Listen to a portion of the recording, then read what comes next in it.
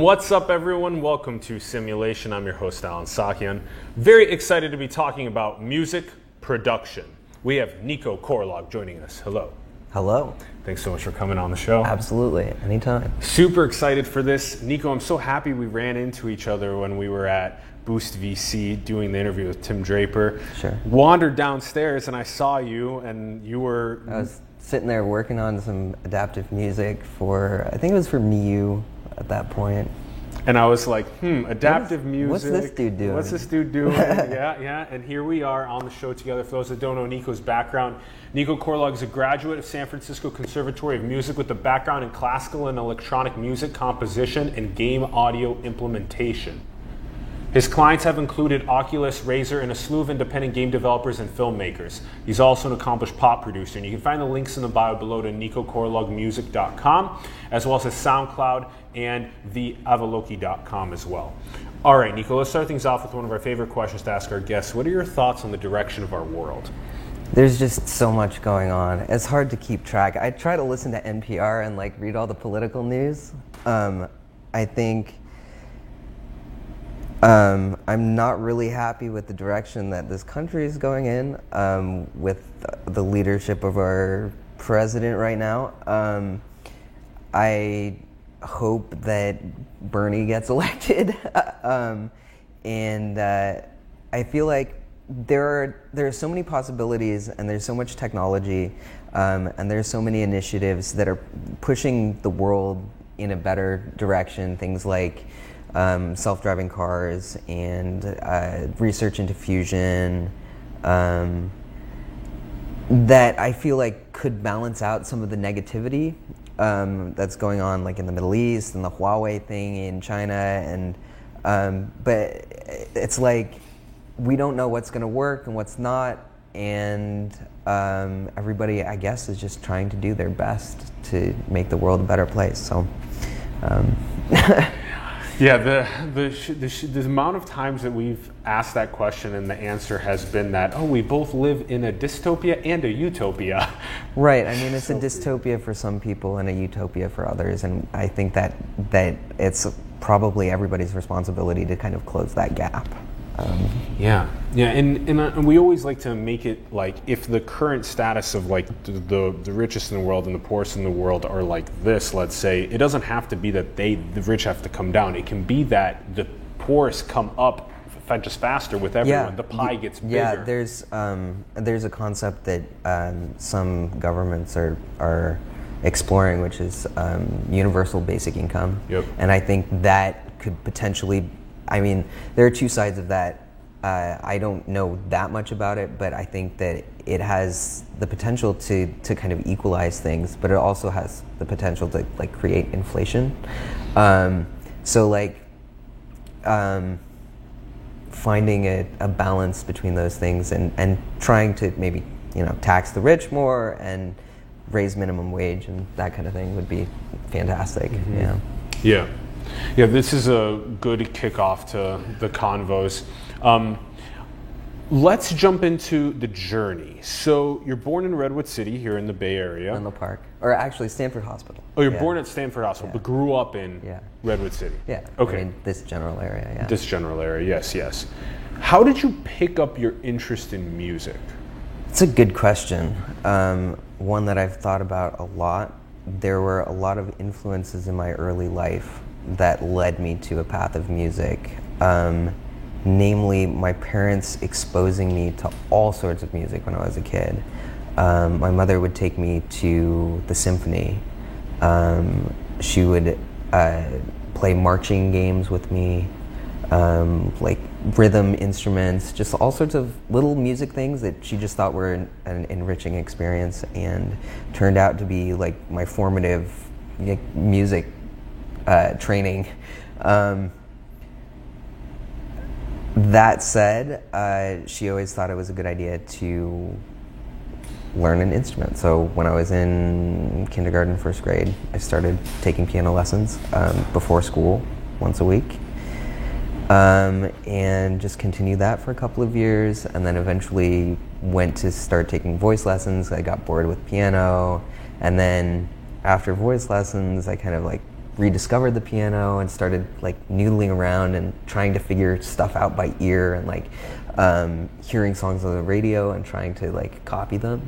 And that turned into like absorbing all of those musical patterns to where I realized I could like take those patterns and like experiment with them and build my own music with them. And so it's just like expanded from there. It was like, yeah, the influences of things like going to the symphony or things like even just playing around with a parent, just for parents to be able to inspire their kids to venture into sound in that way, I think is so important. And it's such something that comes it's such a major part of our evolutionary origin story as well. And then, okay, so piano and singing were big, and then you kind of figured out that you could like take pieces and like remix them yourself and start exploring. I mean, it started with very simple, like what's the name of that song, famous slow dance song, Right Here Waiting, was the first thing that I learned on the piano. It was like a really simple like 1-5-1 left hand line and a melody in the right hand, and that was a pattern that I could like take and move around the keyboard and like experiment with, and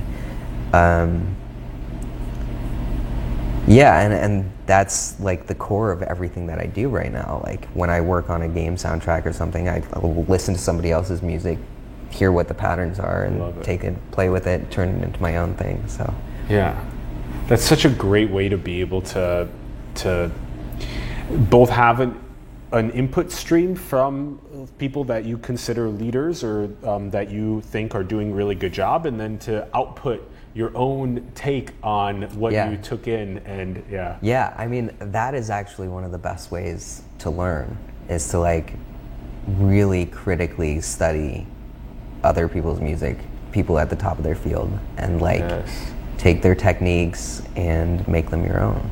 That's basically how I learned everything. God, that's like that principle, like in education itself, is such a big one. To find the leaders in the field that you aspire to be successful in, and learn from them, watch them very carefully, take lots of notes, be a student, and then remix and apply.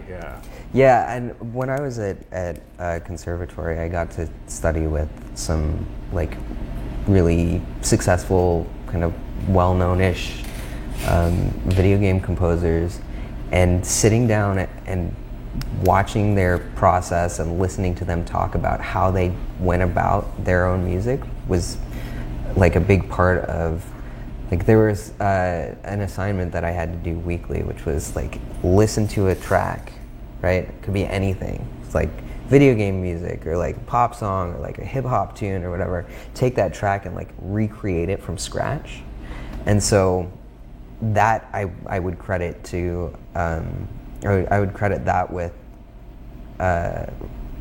giving me the ability to be as versatile as I am, because studying all sorts of different kinds of music was basically forced upon us. So and this is something else that I think is so interesting, and I highly recommend people to go to Nico's SoundCloud profile and go and take a listen to some of the music. But it's so diverse, and it's everything from pop to film scores to video game pieces. Like, I love it. It's all over the place, and a lot of, like, we were listening to Pump earlier, and now that wasn't what was played at the beginning, but we were listening to it beforehand, and Pump is so good. It's very ancient. I love that aspect to it. I'm a very big romantic of the past in many ways. Sure. So let's take us into the San Francisco Conservatory of Music days. Okay. So you're giving us a little bit of that. What even is that like? So it's located here by the Civic Center. And, nearby. What programs kind of are there? Hidden gem of San Francisco. Mm-hmm. There's like 400 students. 400. So it's not a very big school. And 2-year, 4-year? There's a 4-year degree, and there are a bunch of different programs. There's like performance and teaching and jazz. There's a new jazz program there.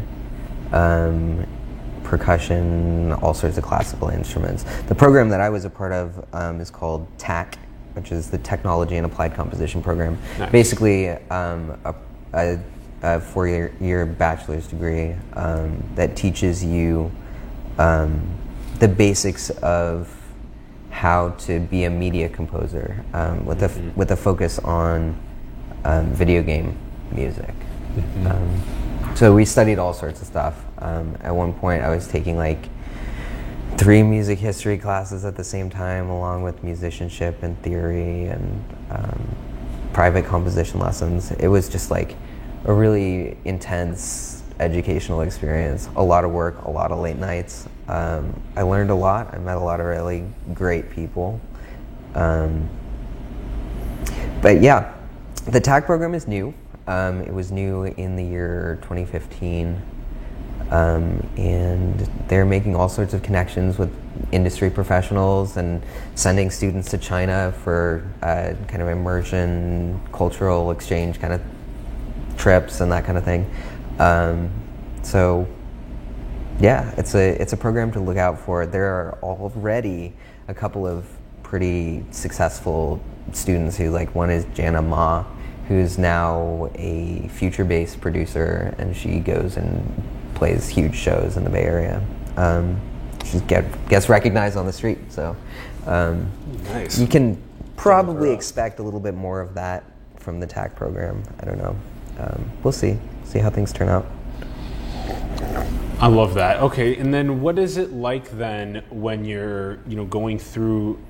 So it's TA, Technology and Applied Composition. Technology and Applied Composition. So TAA.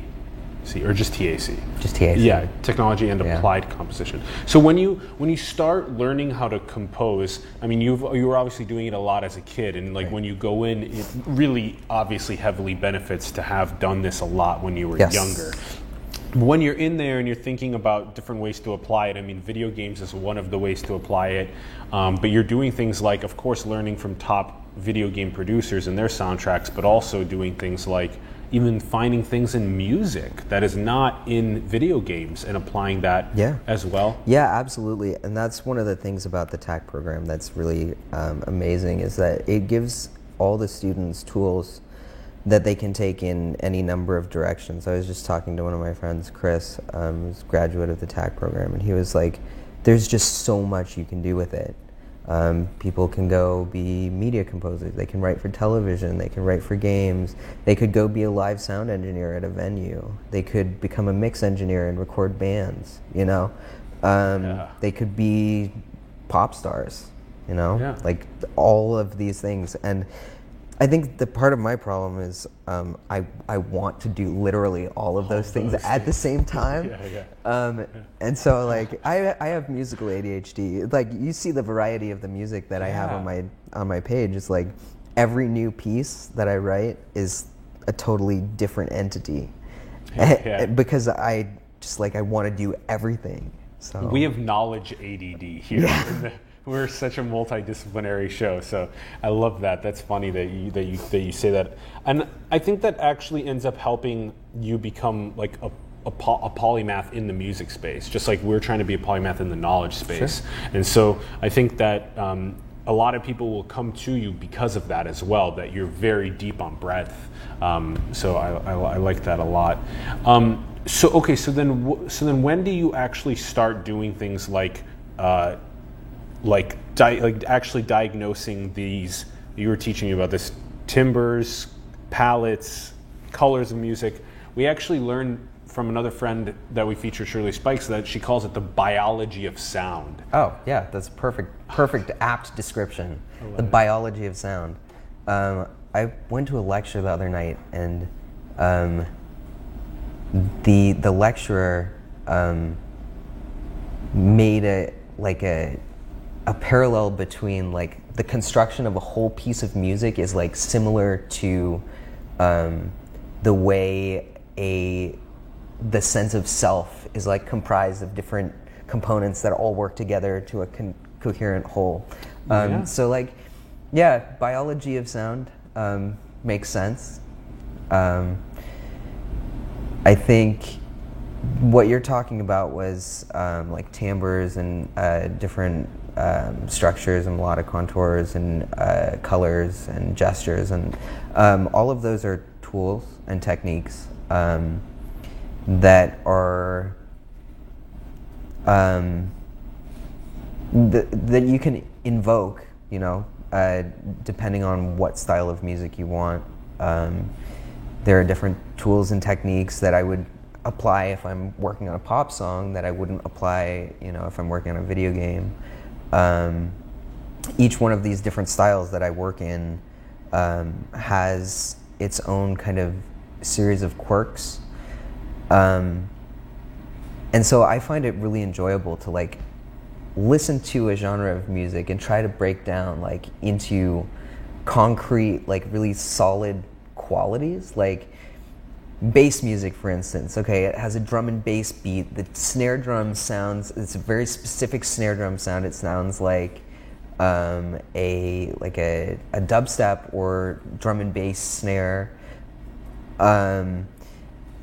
There's a super low sub bass that is always a huge round sine wave, but then, you know, there's often like a gritty modulated thing on top. Like all of these things are qualities of that specific type of music, and so like having a comprehensive knowledge of like what qualities make for a good track in a specific genre is really important if you want to be able to write music in a bunch of different styles. And I'm always trying to learn and build that library as I go along, because you know, every time I get a new gig, it's something different. So there's always stuff to learn. And this would be maybe good to show the digital audio workstation. Yeah, sure. Yeah, let's show that and break this down, because I think a good way to describe it is to actually show these little. What do you call these little? Are they like? Would you call it like a little module or what? Yeah, these are regions. Regions. They're called regions. So this is a MIDI region. This line here is one MIDI note. Oh yeah. So and what does MIDI stand for? Musical Instrument Digital Interface. It's a way of taking data from like a keyboard and sending it to a MIDI module, which actually makes sound, or digital audio workstations use it to control instruments. And so for instance, this here, if it doesn't lag on me, is a synthesizer. This MIDI data here is sent to this, which sends output to the stereo output bus. And so any track that I work on has like, I don't know, 15, 20, 50, 100 tracks, each one having an instrument. Okay, so what is every row that we see? Is that a different That's a different instrument. So every row is a different instrument, and then when you click into one of those little regions, then you can change the actual notes. And then you can change the notes in that region. Note up and down. Move the note up and down. Like, you know. Yeah. Yeah. Like play it in on a. Yeah. Move it between that range of really high to really low. Absolutely, and you can actually, you know, zoom out so you can see like that's. Goes from C-2 to C8. Yeah. Which is the. And then you pick. You're picking how often it's appearing, that note, or what variation of that note, and then you're stacking all the different instruments. Yes. Damn. Yeah. Yeah. It's nuts. Yeah. I mean, it's a lot of work. You get fast at it if you do it a couple hours every day. Yeah. How do you know? Well, first of all, is this Ableton? No, this is Logic. Logic. I have an old version of Ableton on this machine. So Logic, Ableton, these are kind of big ones. Logic, Ableton, Pro Tools, Performer, Cubase. They all basically do the same thing in different ways. And then is the like it looks like there's a little like library on the left. I don't need that. I don't use that. That's for selecting like pre-created patches. Pre-created patches. Usually I try and either select a library that I've bought or program my own sounds. So like the stock Logic sounds are like they're okay for beginners. Yeah. Yeah.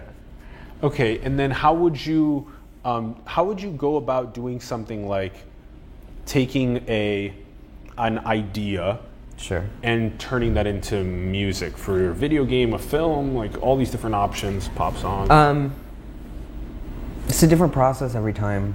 A lot of the time it includes me sitting down at the piano and improvising and like making up themes and riffs and chord progressions.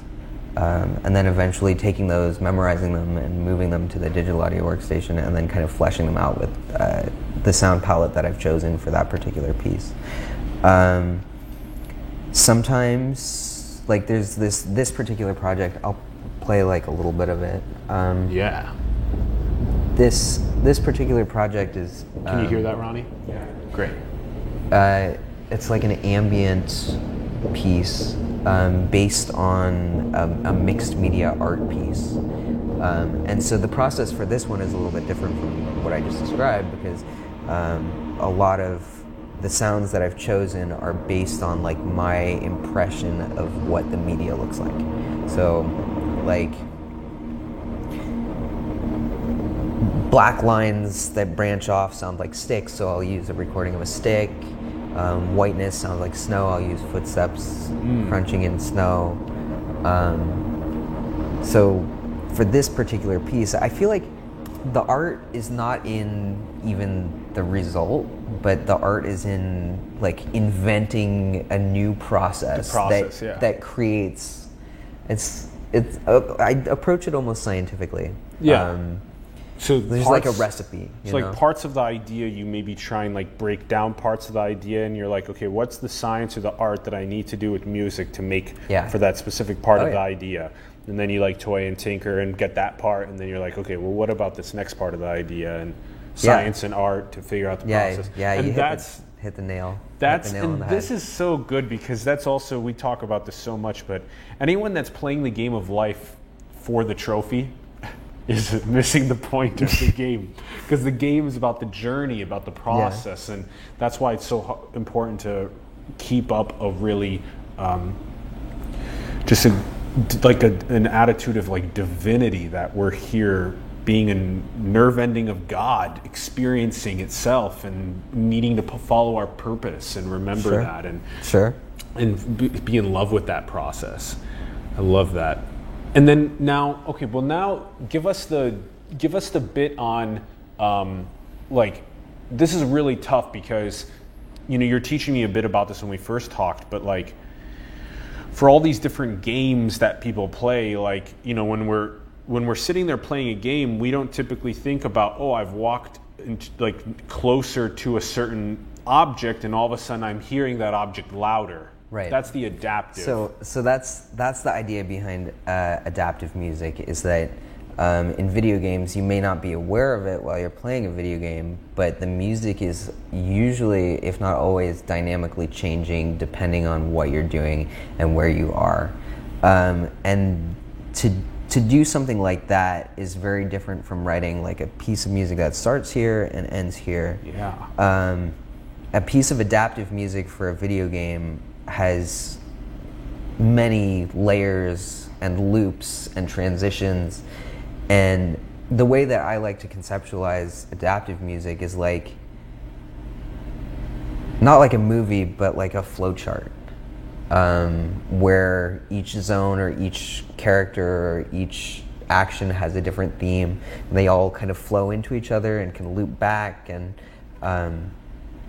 it's actually a useful way of describing a piece of adaptive music before you've created it. Is actually drawing out a flowchart of different areas and how the music's going to interact, so that you can know, this transition has to work with these two loops.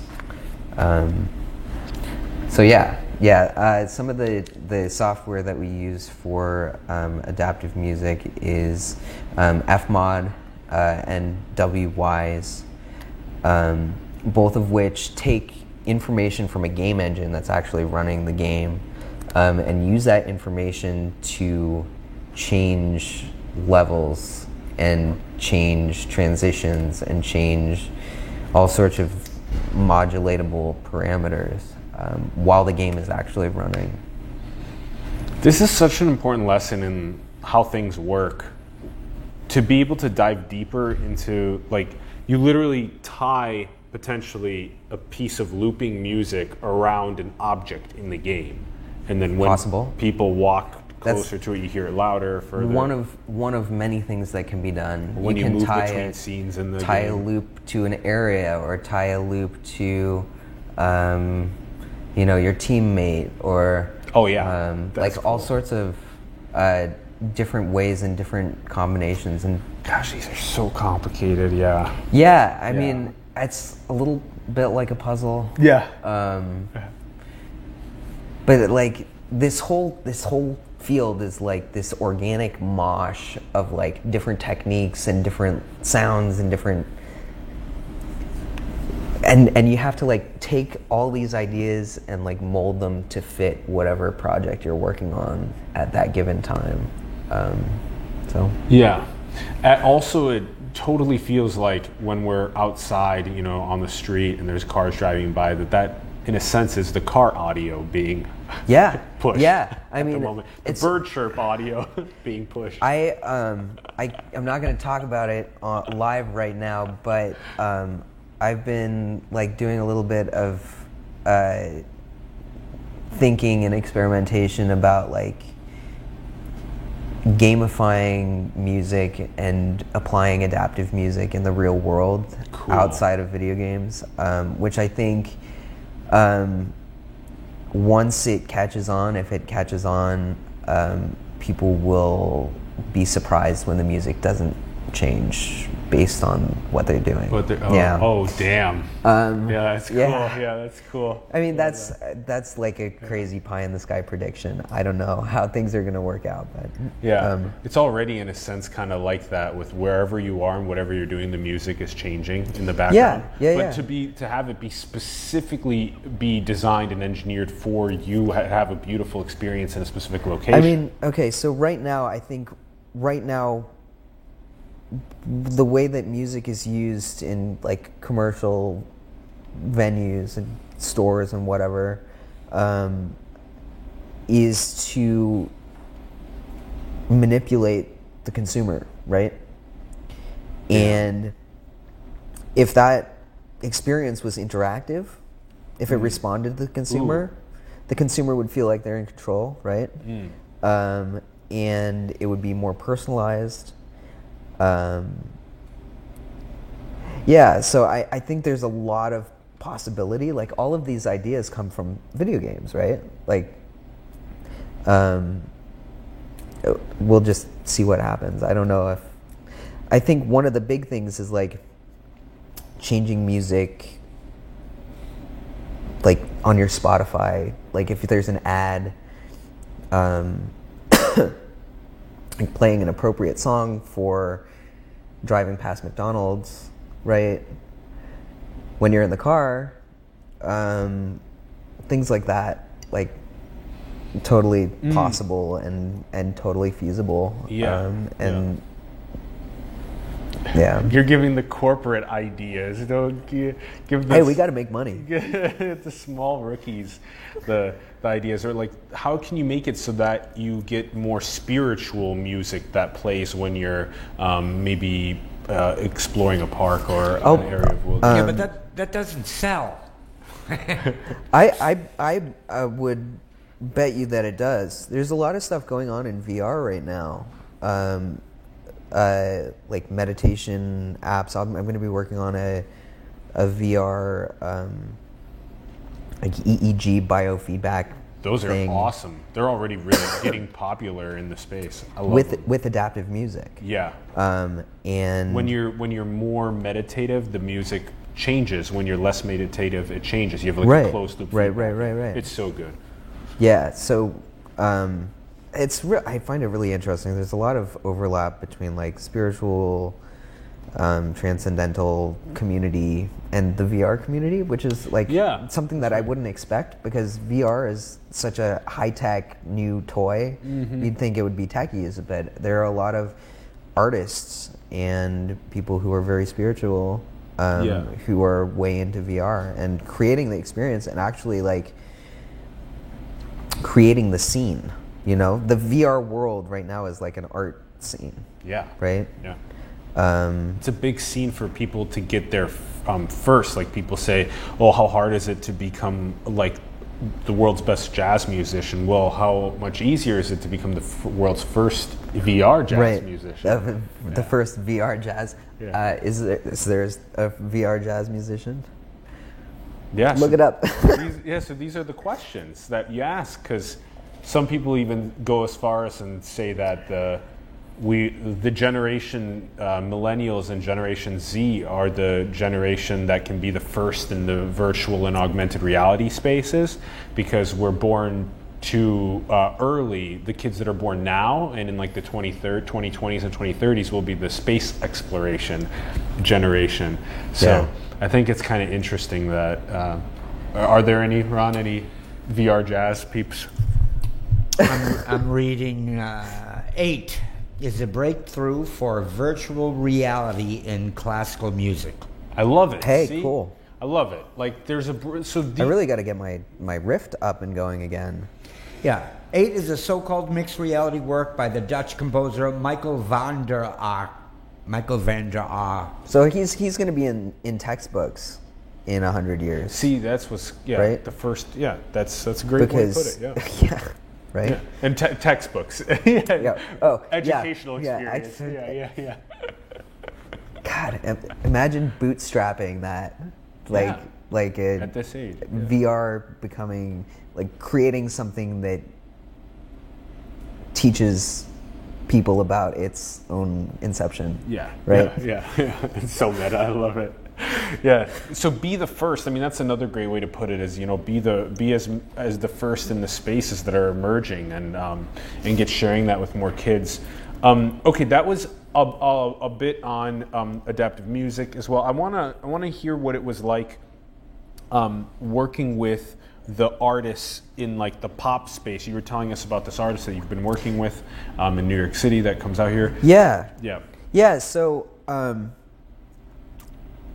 I write pop music as kind of my own personal expression, and I have a lot of fun doing it. Typically I'll go out to like open mics and I'll go play a couple songs on the piano and I'll meet some singers and if I like somebody's voice, then I'll write a song for them and they'll come over and record. It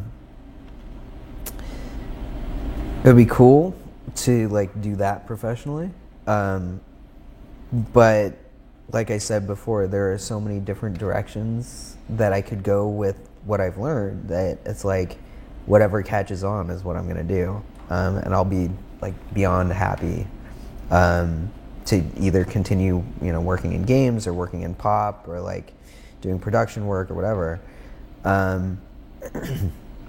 Why don't we play a little bit of that pop song? Let's do it. I would love to. The one with Jaden. Yeah.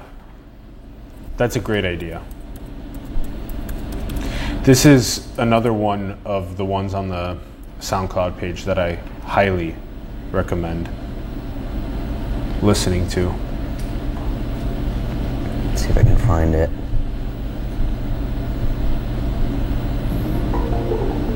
Does that work? A little louder. Louder. I think that's about as high as it goes. All right, I'll bring it up on my end. Lights peek softly through the curtains. You're my daydream softly spoken. I guess let it play through the whole thing, or at least to the second. The second verse is the good part. Do we want to maybe? How far in is the second verse?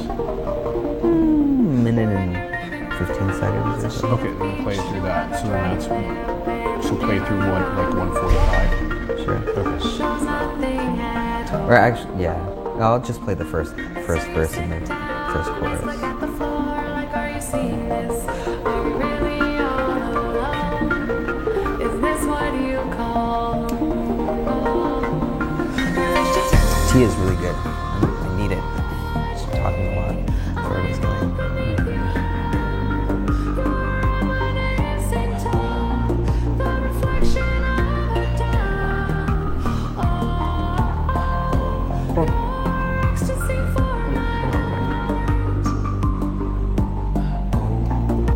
And 20 more seconds.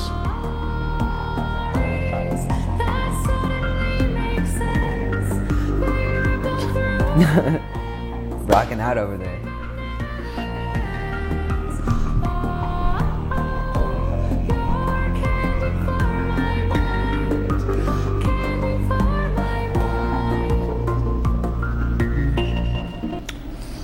Yeah. So What was the name of that lady singing? That's my friend Jaden. Actually, I went to school with her when I was younger. She lives in New York, and whenever she's in town, I just write a song for her, and we record and just hang out. It's a good time. That's good stuff. That's good stuff. That's a good friendship. I love stuff like that. These are great stories for how to engage other young people to get involved. You know, picking it up, having parents influence, help pick it up with music at young ages, get into digital audio workstations, get into producing stuff. Just pick up friends that are also maybe singing, and just like, hey, let's compose something together. Big good friendship like that. Try out video games, try out film scores, try out pop. Absolutely. I mean, the possibilities are endless, and I mean, one of music's main functions is bringing people together, right? Whether it's going together to a show, or playing a video game together, or writing a song together, or having arguments over what genre of indie pop is better, you know? Will you teach us about what it was like working with Oculus and Razer? Like, what is it like working with some of the very interesting, very different from working with a single collaborator or a small team. Yes. Big corporations move slow. Yeah. Though working with Oculus, I had a lot of freedom to work with a bunch of independent teams. That's great. Basically what happened was Oculus hired me to write music for demos written by participants of the Oculus Launchpad program. And so basically I was there to support each one of these teams to create the sound effects and the music that best fit their project. So there was a lot of freedom there, and a lot of trying to interpret what each and every team wanted and needed for their experience and what worked best. And there were times when I had to use my own judgment, like, this is not a good idea musically, we should try something like this because this is what's standard, and like the aesthetics don't match. If you want to have, like, for instance,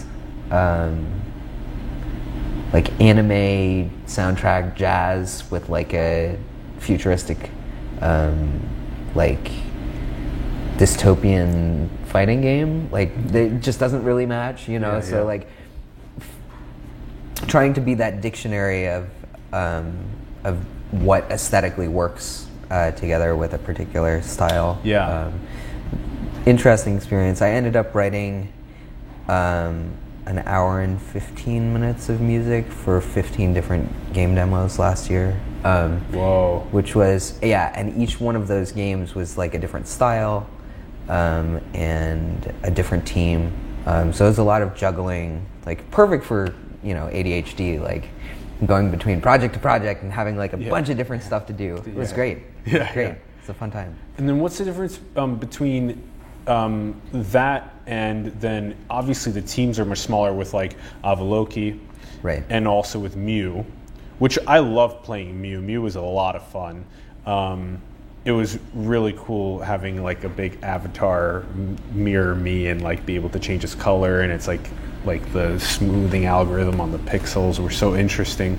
And that was fun. We interviewed Sarah Hashke, so that was cool. But Avaloki, I haven't played that. That actually is up on Steam for $3.99 right now. It's a cool story.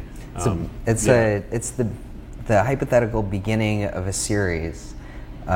Basically, these two kids are missing their father, who we learn was probably abducted because he had magical powers. In this experience, you go in and embody a spirit called the Avaloki, and you guide these children through memories and give them insight into their situation and how to find their father. I think this particular project is kind of unique because it blends both 3D animation and tilt brush animation. I don't know if you know about what tilt brush is. Yeah.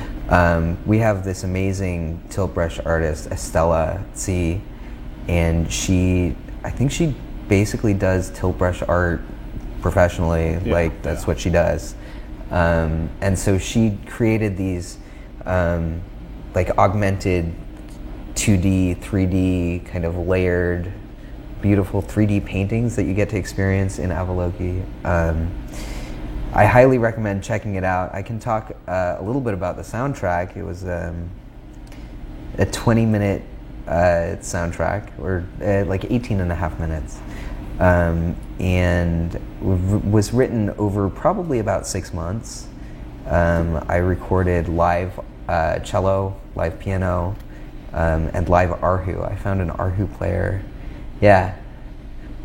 What is that? An Arhu. It's I hear it described as a Chinese violin. Okay. It's an instrument that has like kind of a barrel-shaped head and then a neck with some strings, and the bow is kind of hooks underneath the strings. Oh. And it has kind of like, if you play it poorly, it sounds like a mosquito. If you play it well, it sounds almost like somebody singing. It's very typical Chinese musical instrument. Yeah, you'll hear it. I believe I saw people playing it in Chinatown. Probably. Recently. Yeah. So I found an Arhu player was named John. He recorded a bunch of improvised stuff. Like, he was classically trained in Arhu in China. And so I just showed him the key that he was in and some of the chord progressions, and he just improvised, and I took some of it and chopped it up. I did also write some actual lines for him to play. Yeah. But that recording process was like all self-driven. I didn't have an engineer except at the very end to do the final mix down. So I did all the engineering and the recording, and the music preparation and the production and all that stuff. And I think the result was fantastic. I was very happy with how it turned out, especially the synthesis of all the different team members' abilities, like all coming together into this one coherent whole. Finally, yeah. Super beautiful. So, Avaloki. Yeah, check that out as well. That link's in the bio. And it's cool to be able to make music for VR games now as well. The adaptive music technologies have been. I have another question that I think is really important to ask. What are your thoughts on music's relationship to consciousness and spirituality? I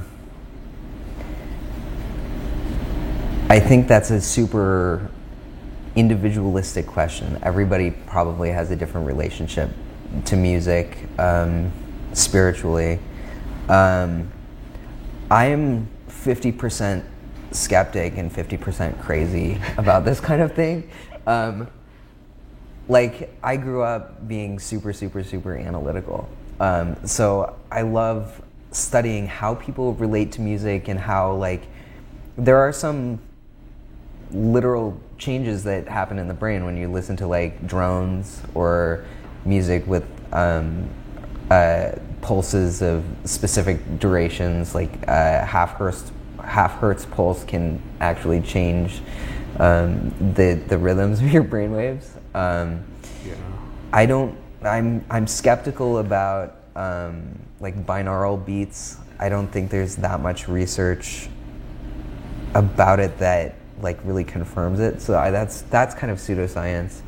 But yeah, I mean, to me, music has always created emotions and experiences for me that I can't explain. Yeah. And so I just want to explore that, and there are many ways of doing that, whether it's, you know, jamming with people, or writing meditative music, or writing music that excites, or whatever. Yeah.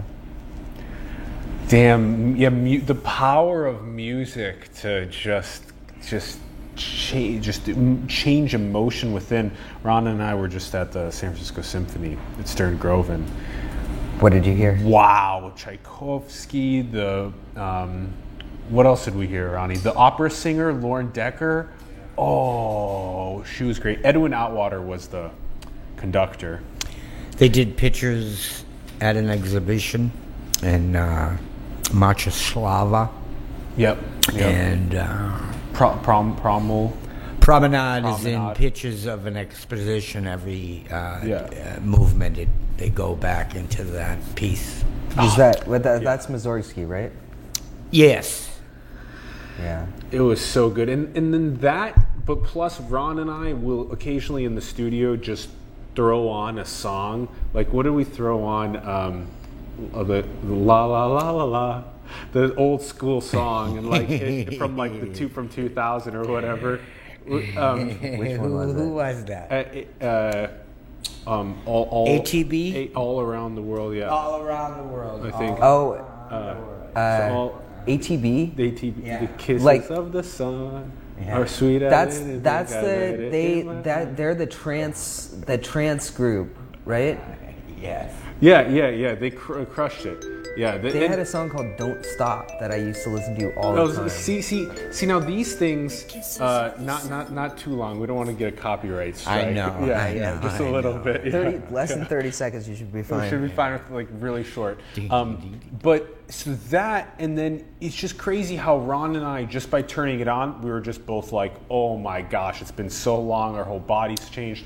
You know, that's such a profound thing that music can do to humans. And when you do it on like a meditative, Ron, we're currently being interestingly coming out by picking universities interested to have us go out there to do interviews. Oh, cool. And so Ron just started playing music like from China and in the studio.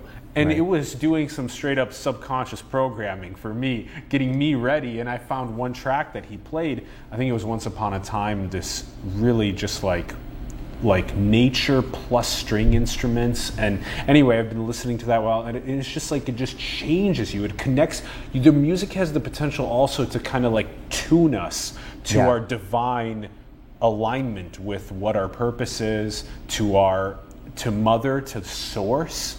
Sure. I love that about music. I think everybody has their own vocabulary to describe Yeah. what music does. And that's not to say anybody's particular belief system or vocabulary is wrong. It's just different ways of accessing sort of the same underlying Transcendent. concepts. Yeah. So, yeah. but yeah, I mean, there are emotions that music can induce that are not in line with anything that exists outside of listening to music. Like, there are certain songs that I feel a specific way, and I can't say, okay, I feel happy, I feel melancholy. It's like an artificial emotion that only comes from listening to a specific type of music, which I've never heard anybody really describe anything like that before. I'd love to hear if anybody has research on some moods like that. Music has the potential Yeah. to inspire unity, which we Absolutely. looping us all the way to the beginning. That was of what another you thing said, that I was. There was the lecture that I went to the other night. The lecturer said that there were studies in chimpanzees that vocalizations and social grooming can bind together a group of maybe 6 to 8 chimpanzees, right? Yeah. And- Sounds like us already. And in humans, our own specific vocabulary and our like subcultural like culture can bind together 15 or 20 people. Totally. But music or singing along to something can bind yeah. together thousands and thousands and tens thousands of people. Hundreds of thousands, millions across the planet all together Yeah. at the same time. So Huge potential. yeah, and that goes back to what I was saying earlier, that music brings people together. Yeah. And I think that's probably one of the most important things about it. And it was so funny because Mario Gaviotti was just on the show and he was telling us about how food brings people together around the table. It's so great how food, music, all these things, sharing educational experiences together, have the potential to bring us together. And we gotta really do that moving forward into this crazy exponential technology, geopolitical hodgepodge of mayhem. Yes, Yeah. the hodgepodge of mayhem. That's my next metal band. We gave you before we started Cosmic Archaeology. Cosmic Archaeology. We hope to hear that. I as keep a title. I keep a running list of like names for pieces because I'm writing all the time and I don't always have a good name for pieces. So Cosmic, what was it? Something mayhem. We just Hodgepodge of mayhem. Where's my phone? Where's my phone? I got. Here, I gotta I'll write write that it down for now. I'll remind you afterward. Hodgepodge Of mayhem. Good show, bro. mayhem. I have to take a note. All right, let's ask you two questions on the way out. First Sure. question is: are we in a simulation? Potentially. I mean, is that verifiable? Is that a falsifiable statement? No. Are we ever going to know? Maybe. I don't know. At this point, we don't. I mean, Elon Musk thinks we're in a simulation, right? I was like in high school. I had friends. I wanted to start a cult of simulism. Simulism. Cult of simulism. There's Another one. I like that. Cult of simulism.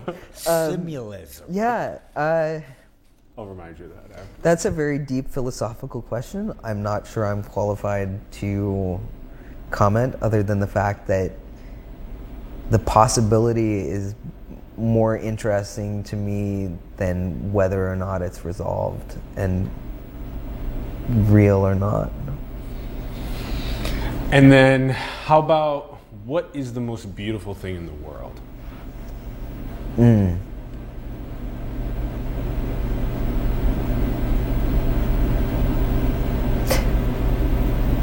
I would say sound. I would say creativity. I would say diversity. Yeah. Art in general. Expression. I think expression, personal self-expression is probably the most beautiful thing in the world. Yeah. Ooh. Oh, that's so good. I love it, Nico. I love it. I love it. This has been super fun. Yeah, it's been awesome. Thank you so much for coming on and teaching Absolutely. us about all this. For sure. Huge pleasure. Thank you. Can we go out with one of your tracks Let's do it. instead? Yeah. Usually I'll start Yeah, let's- rolling in the trailer let's music. play a little- I'll bring it underneath though. Let's play a little chocolate chip. Also, cookie did you dough. Chocolate chip cookie did dough, you sure. mention "Better Off Alone" earlier when we were talking? The trance track. Alice DJ, was that you? All right, Yeah, never well- mind. Okay, just roll the track. Never mind. Sorry. I think you may have, maybe, but Okay. Okay. All right. Hodgepodge of mayhem. The hodgepodge of mayhem. I love it. I love it. That one's gonna stick with me forever. Okay, good. Cult of simulism. There's so many good ones in there. Cosmic archaeology. Okay, so we're closing with chocolate chip cookie dough. Again, that's on the SoundCloud. Again, that's soundcloud.com/Nico This is Korolog. a stock track that I wrote. It was originally going to be a pop song, but then I decided to finish it and submit it for television opportunities. So, you know, if there's Love a it. ice cream store out there that needs a theme song, that's the use case for this one. There's so much diverse music on there. One of the most beautiful things was diversity. Love that. So much diverse music on there. Check it out, everyone. Huge shout out. Thank you for tuning in. We greatly appreciate it. We would love to hear your thoughts in the comments below on the episode. Talk more about music production. Talk more about things like adaptive music, about everything from video game soundtracks, instrumentals, film scores, pop music, all this different type of stuff. Virtual reality, the future of that as well. Get talking about that more with friends, families, coworkers, people online, social media. Give us your thoughts in the comments. Also, check out the links in the bio. That's NicoKorologmusic.com, SoundCloud, Nico Korolog, and Avaloki.com. Shout out to Ron Vargas for producing and directing. Thank you very much, Ronnie. And support the artists, the entrepreneurs, the spiritual leaders, organizations around the world that you believe in. Support them, help them grow. Support Simulation. Our links are below. Patreon, PayPal, cryptocurrencies, all below. Also, design cool merch and get paid. That link is below as well. And go and build the future, everyone. Manifest your dreams into the world. We love you very much. Thank you for tuning in, and we will see you soon. Peace.